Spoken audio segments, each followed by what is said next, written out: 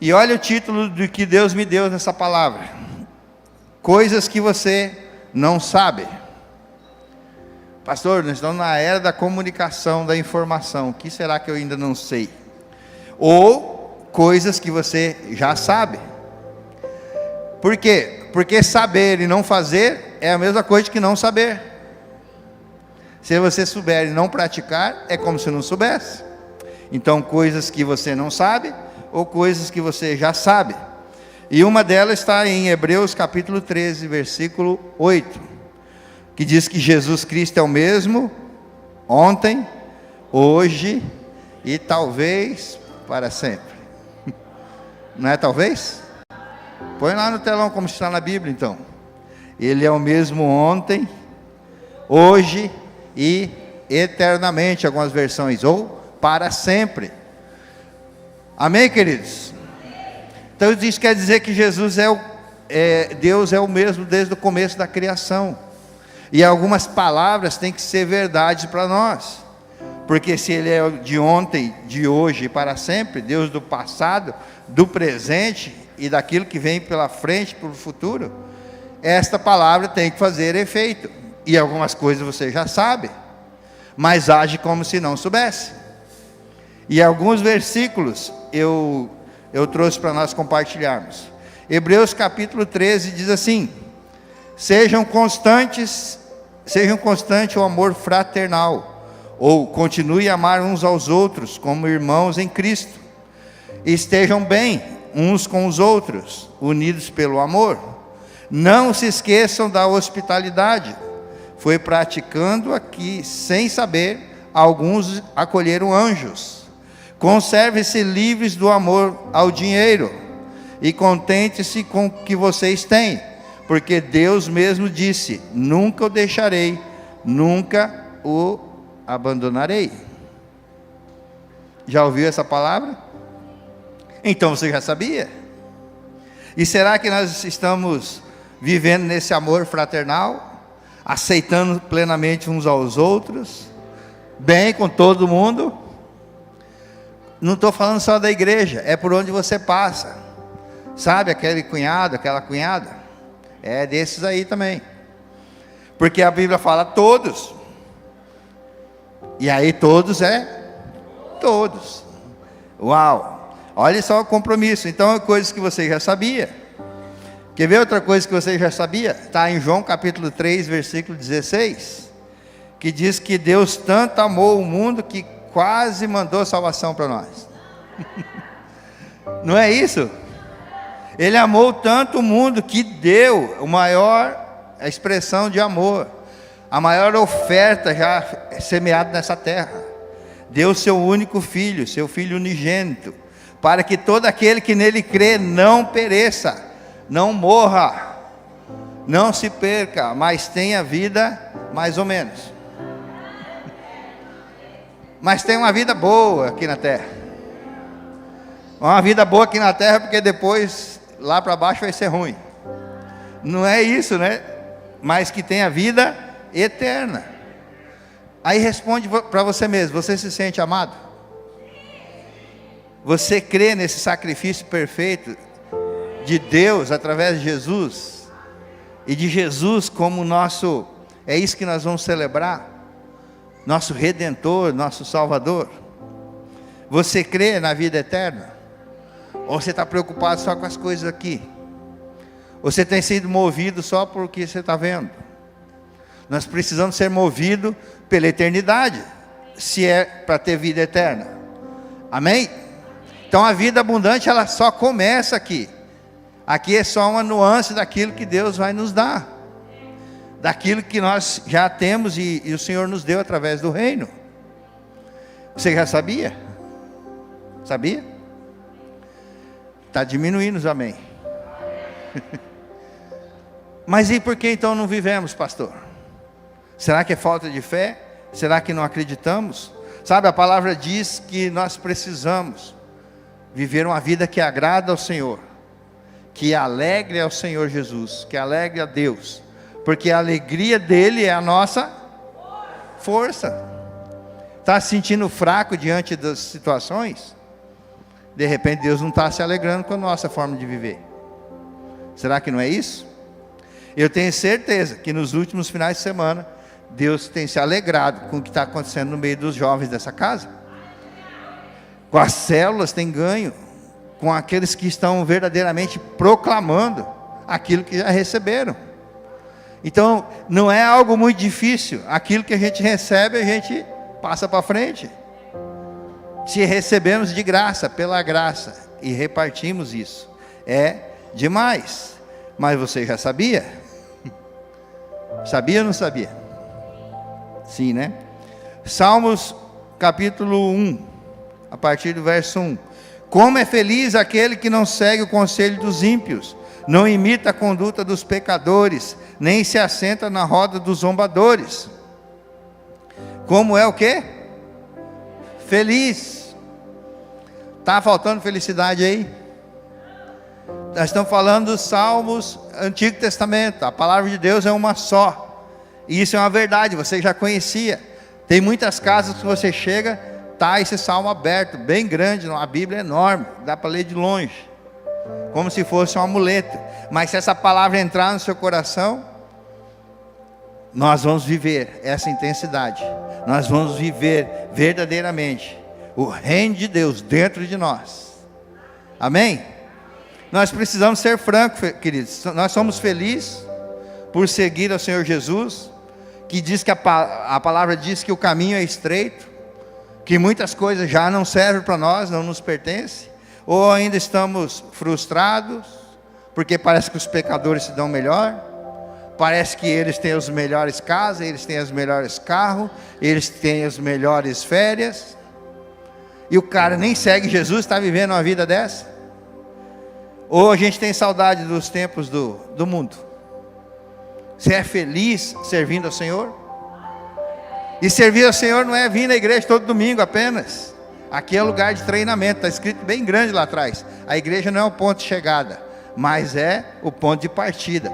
Você vem para a igreja, aprende a palavra de Deus e volta para a sua vida colocando a palavra em prática.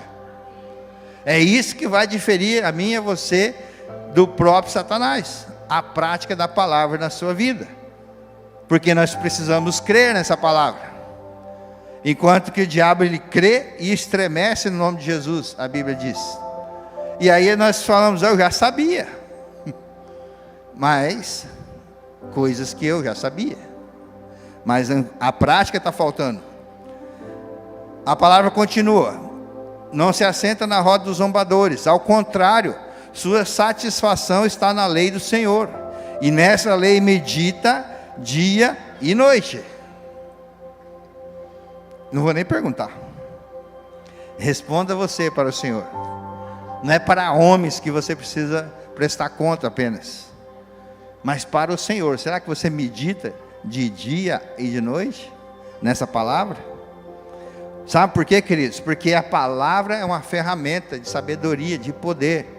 Quer ter sabedoria?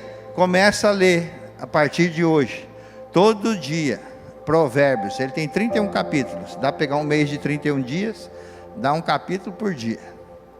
Vai vir sabedoria do Senhor sobre a sua vida. Então assim, se ali é sabedoria, então decore aqueles versículos. Eu vou te dar alguns exemplos. Pessoas vão chegar a pedir dinheiro emprestado, porque você é muito, muito abastado. Que lado que falou mais amém aqui? Deixa eu ver. Presta atenção, você que está precisando de dinheiro. Você já é próspero, você vai ser muito mais abundante. Daí pessoas vão vir pedir dinheiro emprestado. Que a palavra diz que você emprestaria e não pediria emprestado. Como nação, como povo de Deus. Aí você vai falar o quê? Não, se eu emprestar eu perco o dinheiro, meu amigo. Como que eu vou dizer não para a pessoa? É chato fazer isso. Mas Provérbios dá a receita, que você não pode emprestar. Para você arriscar aquilo que você tem, você não vai colocar as suas coisas em risco, as coisas da sua família em risco, para emprestar para quem não sabe administrar.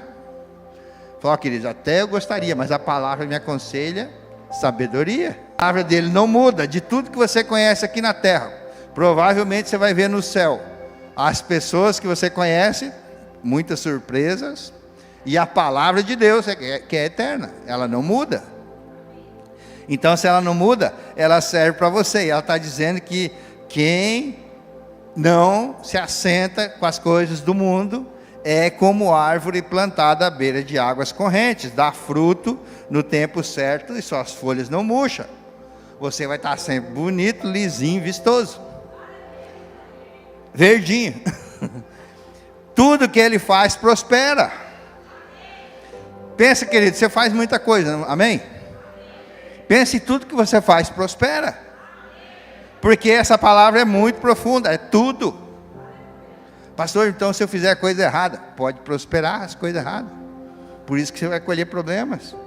Por isso tem que fazer a coisa certa. Por isso que tem que estar alinhado com aquilo que Deus quer. Porque tudo vai prosperar. Não é o caso dos ímpios, está dizendo. Aqueles que não acreditam, são como palhas que o vento leva. Por isso os ímpios não resistirão no julgamento, nem os pecadores na comunidade dos justos. Pois o Senhor aprova o caminho dos justos, mas o caminho dos ímpios leva à destruição. A Bíblia vai estar falando o tempo todo sobre caminho, e isso você já sabe, eu já sabia. Caminho para o inferno, caminho para a perdição, caminho para fazer coisa errada, é largo. Você não precisa nem se esforçar, você vai de atravessado nele, anda na diagonal e vai dar certo. Mas o caminho para o céu é estreito. E aí algumas coisas vão apertar. Você já andou para o caminho estreito? Ano passado tivemos a experiência de andar pela Itália. Deixamos um pedaço dos carros para trás. Porque eu penso num lugar estreito. Não era para falar, né, Patrick? Mas que bom que tinha seguro. Outra palavra que você já sabia, que você já sabe. O Salmo 23. O Senhor é o meu... Deus tem sido seu pastor de verdade? Ele tem sido seu Senhor? Você tem obedecido a esse Senhor? Ou é algo distante e real na sua vida? Isso aí é como uma reza, é uma oração bacana, mas eu tenho minha inteligência, eu tenho meus dons, eu tenho meus talentos, eu resolvo. Aí quando você faz do seu jeito, a coisa não dá certo, aí você vai para Deus. Deus me ajuda. Me ajuda a consertar aquilo que eu fiz sem pedir para o Senhor. Entendeu qual é o caminho? Se Ele é o Senhor, não faça nada sério na sua vida. Aliás, se você é o sacerdote de uma casa, se você é o marido, se você é o chefe da casa, esse é algo que você precisa ter muito consciente. Pai do céu, o Senhor Jesus é o Senhor da minha vida. E as pessoas da família sempre trazem problema para o pai da família. A esposa, os filhos, o que nós vamos comer, o que nós vamos fazer compra, precisa fazer reforma, estou sem roupa, e coisas que você já sabe. E aí quando você não tem a solução, o que você faz? Não, vamos pedir um empréstimo, vamos pedir para alguém resolver. A última coisa que você pensa, quando não tem mais jeito, é ir orar, sendo que deveria ser a primeira. Orar e falar com o Senhor: Pai, estou com esses problemas aqui, que nem é meu, nem fui eu que criei. Mas família é o Senhor que propôs essa aliança aqui na terra. Então a palavra diz que o Senhor é o meu pastor, que o Senhor é o meu Senhor, que o Senhor é Pai. Me ajuda, me dá uma resposta. Até quando? Até você ter a resposta.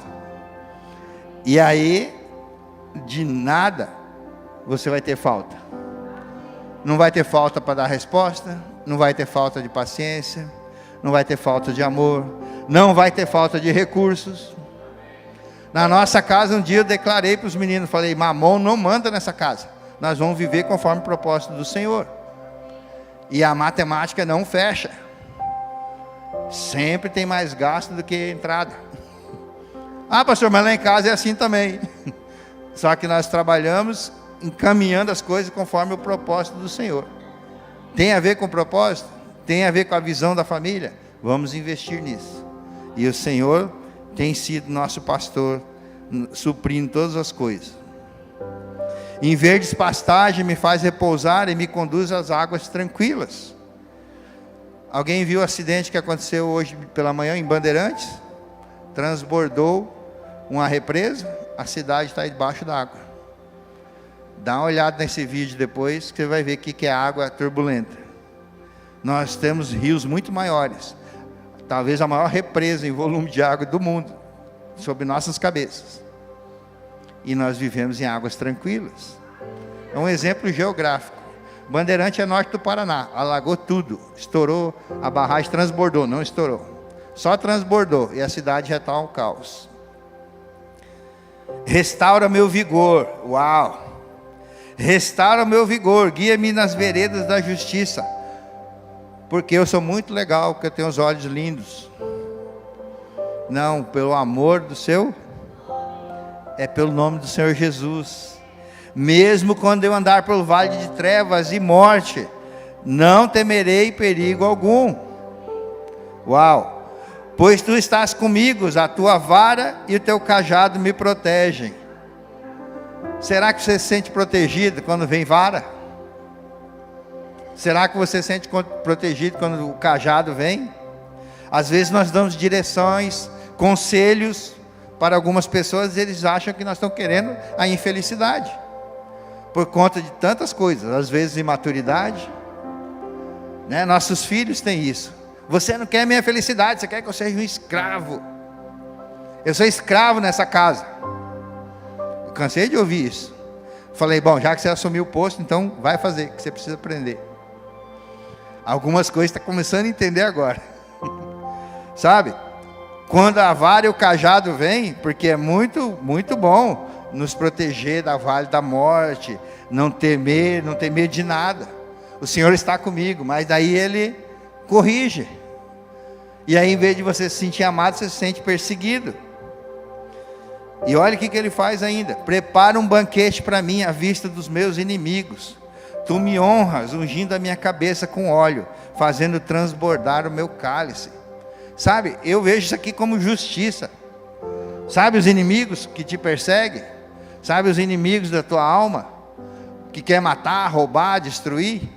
Vai chegar um tempo que o Senhor vai colocar um banquete, e o inimigo vai falar assim: está vendo? Aqui está o príncipe, aqui está a princesa, esse reino de sacerdotes, e eles estão sendo honrados. E ele diz que o banquete vai ser colocado às vistas do inimigo. O inimigo vai morrer de inveja. Nós não devemos causar inveja nos nossos irmãos, nem em ninguém, mas o inimigo vai ser colocado nessa posição pelo próprio Deus. Sei que a bondade e a fidelidade me acompanharão todos os dias da minha vida, e eu voltarei à casa do Senhor enquanto viver, enquanto tiver gincana, enquanto tiver talmidim, enquanto tiver celebração. A casa do Senhor, de celebração. Uau! Uau! Como permanecer nisso, pastor? Coisa que você já sabe também, vou falar de novo.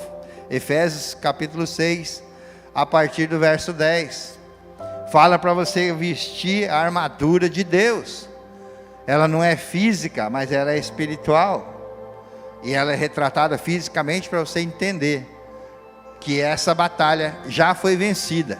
E nosso papel aqui é andar armado com ela, até que chega o dia que você vai trocar a armadura pelo vestido da noiva. Pastor, isso eu já sabia. Amém. Por isso que o título é coisas que você não sabia e coisas que você já sabe. Finalmente fortaleçam-se no Senhor e no seu forte poder. Vistam toda a armadura de Deus para poderem ficar firmes contra as ciladas do diabo, pois nossa luta não é contra pessoas, mas contra os poderes e autoridades, contra os dominadores deste mundo de trevas, contra as forças espirituais do mal nas regiões celestiais. Por isso, já que essa luta é dessa forma, vista toda a armadura de Deus, para que possa resistir ao dia mau e permanecer inabaláveis, depois de terem feito tudo. Espera aí, não é para vestir a armadura para depois fazer tudo? A armadura é para resistir enquanto você está fazendo. Não é para vestir a armadura depois da guerra. Nós estamos nessa guerra. Depois você precisa estar vestido, para depois que tudo aconteça, você permaneça inabalável. Assim mantenham-se firme, cingindo-se com o cinto da verdade. O que é a verdade? A palavra de Deus. Vestindo a couraça da justiça e tendo os pés calçados com a prontidão do evangelho da paz.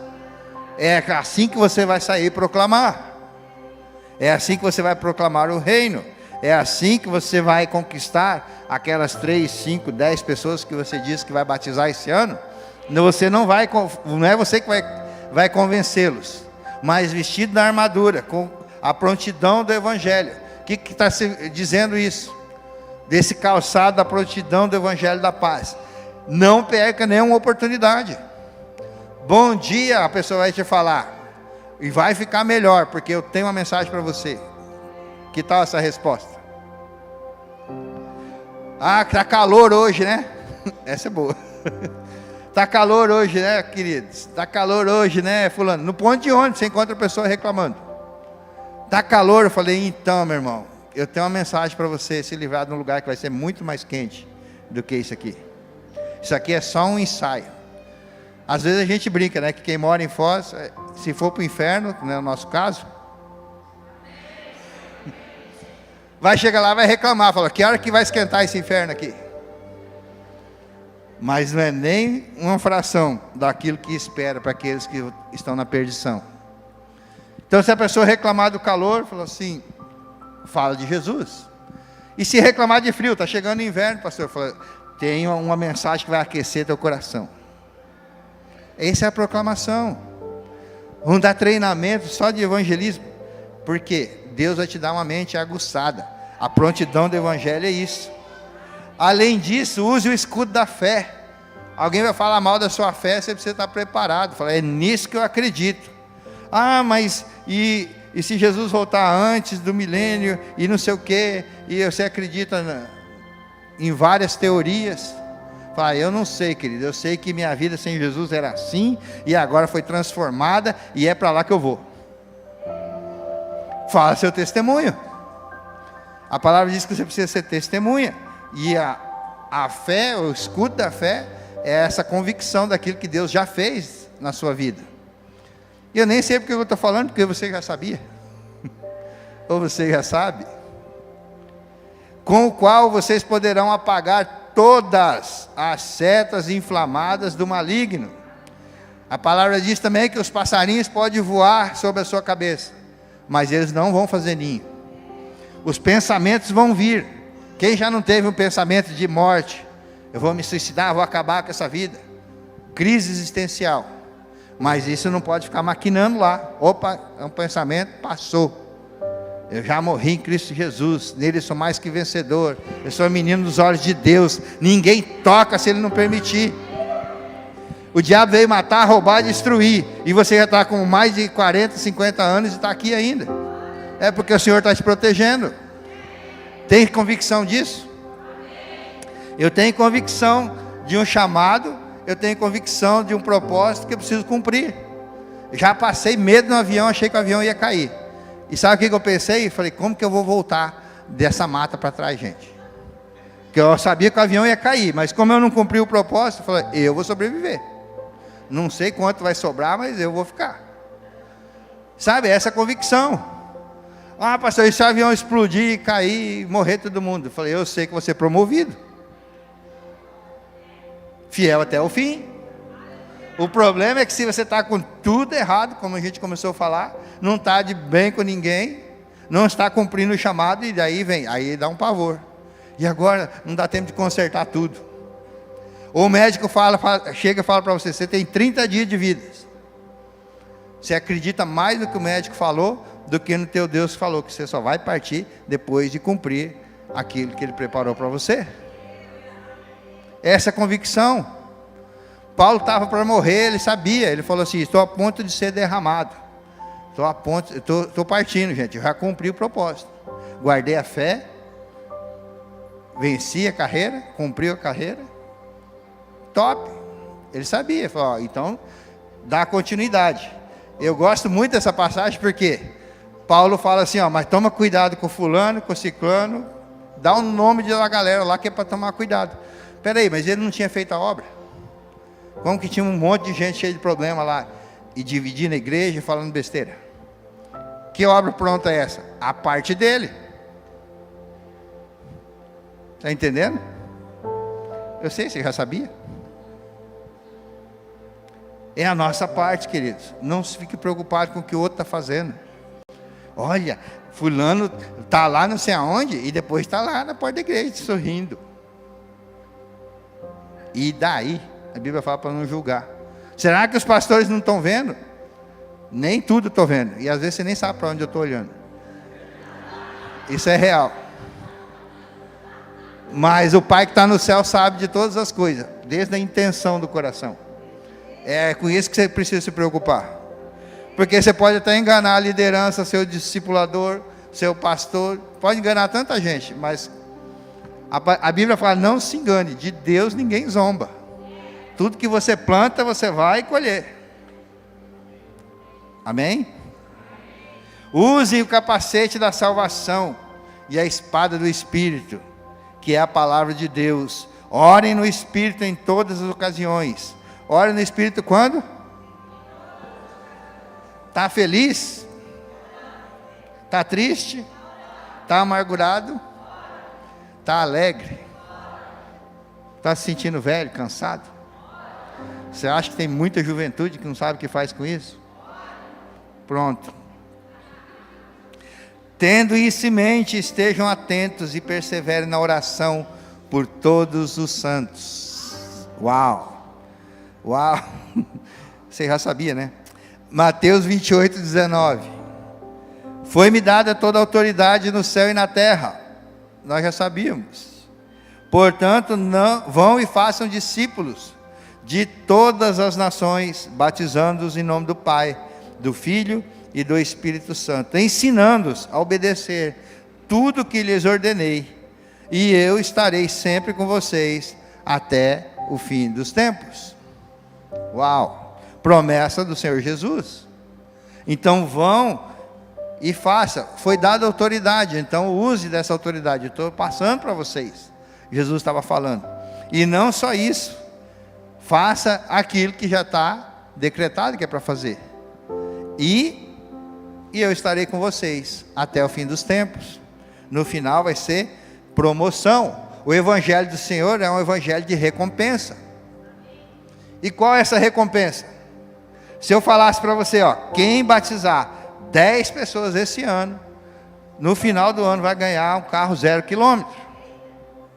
Pensa que vem gente de tudo quanto é igreja para fazer parte desse desafio. Eu quero fazer parte da Safe, que eu quero entrar nisso aí, que eu quero ganhar o carro. Você toparia? É um incentivo para você? Não, pastor, eu faço pela obra. Quem está precisando de um carro 0 aí? Pouca gente. Ou os outros tudo tem carro 0, ou é que nem eu que gosto de carro velho. Todo mundo precisa de um carro 0. É a melhor marca de carro que tem. E se você precisa para evangelizar, Deus fala que vai te dar 2. Se você precisa um para cada um da família, Deus vai te dar. Porque Ele fala assim, busque em primeiro lugar o reino de Deus, a sua justiça. E as demais coisas.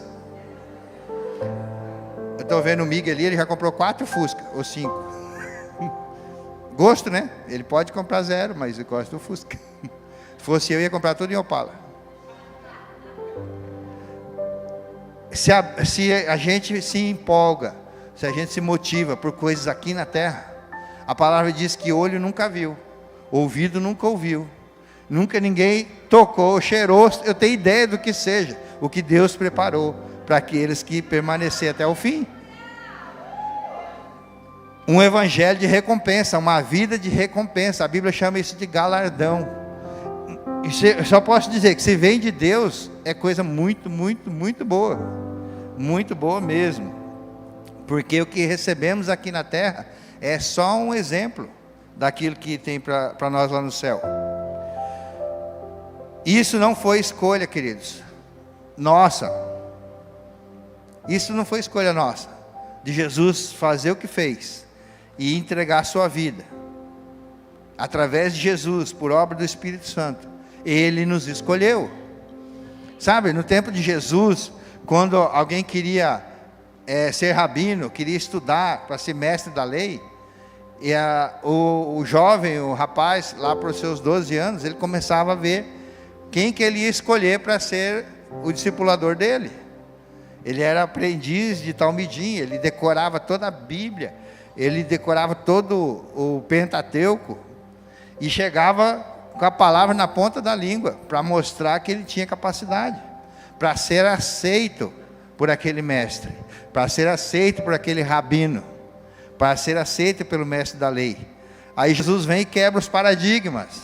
Ele falou para os discípulos, e por isso fala para você, porque ele falou para todos: não foi vocês que me escolheram, mas eu vos escolhi para irem e dar fruto, fruto que permaneça, a fim de que o Pai lhe conceda o que pedirem em meu nome.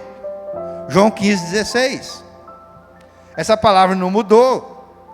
Eu achei que você ia se empolgar com essa palavra, porque não foi você que escolheu o Senhor, Ele te escolheu, Ele te convenceu através do Espírito Santo. E agora Ele está dizendo: filho, vá e faça discípulos, vá e pede-me, e eu vou te dar as nações como herança. E nós estamos um pouco tímidos no pedir. Eu confesso, eu sou muito tímido.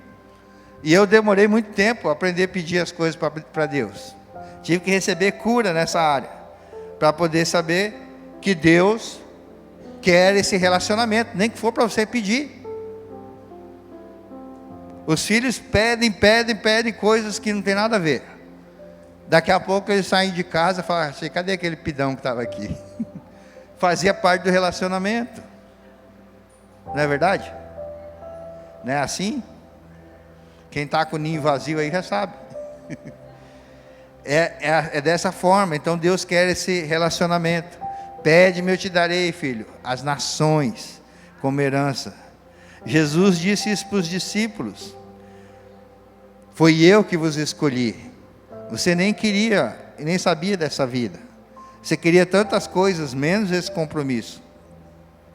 Quem disse sim para esse Deus, quem disse sim para Jesus, deve andar em santidade, deve andar em unidade, até que Ele volte.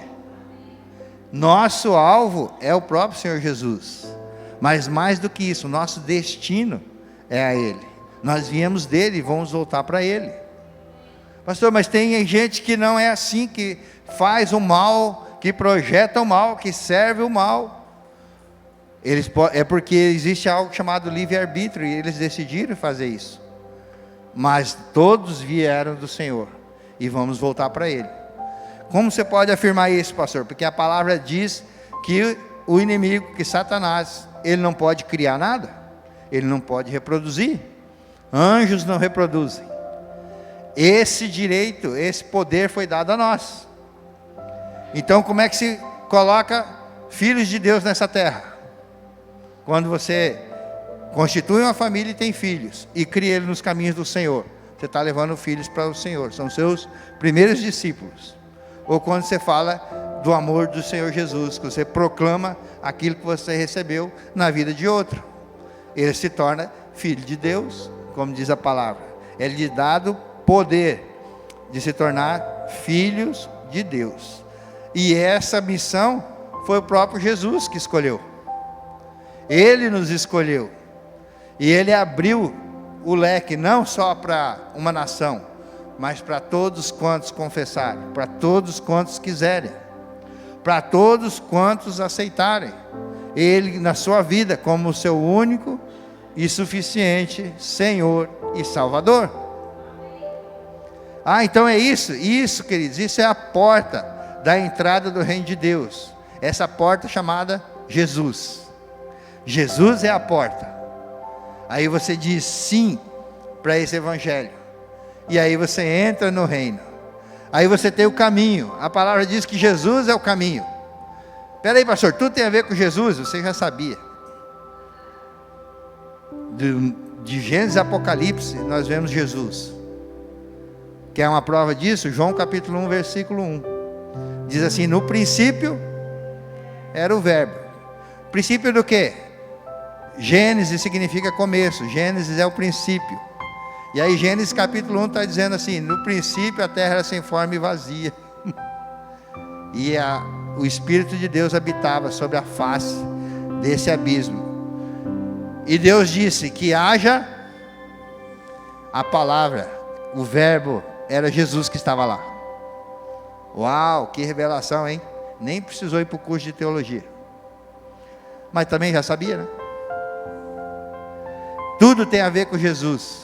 Jesus é o caminho, Ele é a porta, Ele é o caminho, Ele é a verdade, Ele é a própria palavra, Ele é a vida eterna. Então nesse caminho, que é estreito, que Ele nos ajuda a acertar o alvo, a chegar no destino, a ter uma vida eterna. Amém? Você já sabia disso? É isso que precisamos proclamar, é isso que precisamos praticar na nossa vida. Então quem disse sim para o Senhor Jesus, deve estar em santidade e unidade, até que Ele volte. E aí nós temos a mesa posta, a mesa da ceia, que é a maior expressão de unidade, que nós podemos proclamar, e fazer como o Senhor Jesus disse, até que Ele volte. Até que o Senhor Jesus volte. Foi uma instituição de Cristo, é a ceia da unidade. 1 Coríntios capítulo 11, verso 23 diz assim: pois recebi do Senhor o que também entreguei a vocês, que o Senhor Jesus, na noite que foi traído, tomou o pão, e tendo dado graça, partiu e disse: isto é o meu corpo, que é dado em favor de vocês, façam isso em memória de mim. É uma ordem, é um imperativo, é para fazermos da parte do Senhor. Da mesma forma, depois da ceia, Ele tomou o cálice e disse: esse cálice é a nova aliança no meu sangue, faça isso sempre que beberem, em memória de mim. Porque sempre que comerem deste pão e beberem deste cálice, vocês anunciam a morte do Senhor, até que Ele venha. Então nós estamos no caminho, amém? E vamos ficar nele até quando? Até que Ele venha. Esse ato também é um memorial, faça isso em memória de mim, o Senhor Jesus falou. Então, em memória do Senhor Jesus, é um ritual de aliança. Quando se tem um ritual, a maior expressão da aliança é quando há troca de sangue. Por isso que nos casamentos há a troca de aliança dos anéis, mas depois é consumado num ato que sai sangue, que eu não vou explicar porque tem menores escutando que nem deve saber disso ainda. Mas você sabe o que eu estou dizendo. Então a ceia do Senhor é o momento de recordar isso, desse ritual, dessa aliança, desse tempo de comunhão. Nos tempos bíblicos, essa festa era chamada de ágape, festa do amor. Então era comemorado, era um ritual, era um tempo de comunhão, era a renovação da aliança, era feito em memória do Senhor Jesus, mas tudo feito em muito, muito amor. Era regado de comida, de bebida. Paulo às vezes teve que advertir: vejo que alguns estão comendo demais, outros estão comendo de menos. Então, de uma forma ordeira, o que a gente faz hoje?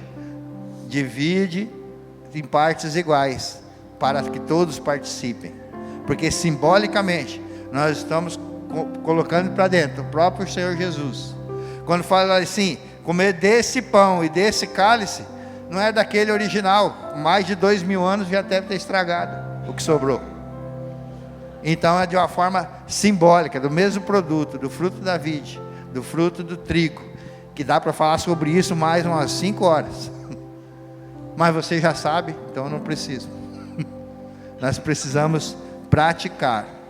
E se você está em plena comunhão com a casa do Senhor, em plena comunhão com os irmãos, em plena comunhão com esse ato que você fez do batismo, de entregar a sua vida, em nome do Pai, do Filho, do Espírito Santo, você deve participar da ceia. Pastor, estou visitando, vim de outra igreja, estava em outra igreja. Se você já se entregou a sua vida, não importa. A igreja do Senhor, ela é sobre toda a terra. Aqui é só uma agência desse reino. Então você não só pode, como deve participar em comunhão. Você é bem-vindo a participar em comunhão com a igreja. Pastor, mas eu tenho algo no meu coração que eu não estou conseguindo. A Bíblia diz: examine-se a si mesmo. Não é para examinar ninguém, não é para examinar o outro, mas a si mesmo. E se você acha que tem alguma coisa para consertar, antes de participar da ceia, é bom fazer isso. Às vezes com aquela pessoa que você mais convive, precisa pedir perdão, liberar perdão, e estar limpo diante do Senhor, e participar desse momento sagrado, dessa renovação de aliança. Amém? Então, se você se considera apto, eu vou pedir para a equipe se posicionar. Acho que alguns aqui na frente, lá atrás vai ter algum pessoal, lá atrás também. Então, vem pelos corredores centrais e volte pelos laterais. Você que está em casa nos acompanhando, preparou seu suco, preparou seu pão. Nós vamos orar pelos elementos, prepare aí também. E vamos participar todos juntos. Amém? Então, se você se encaixa em tudo isso que eu falei, pode se colocar de pé.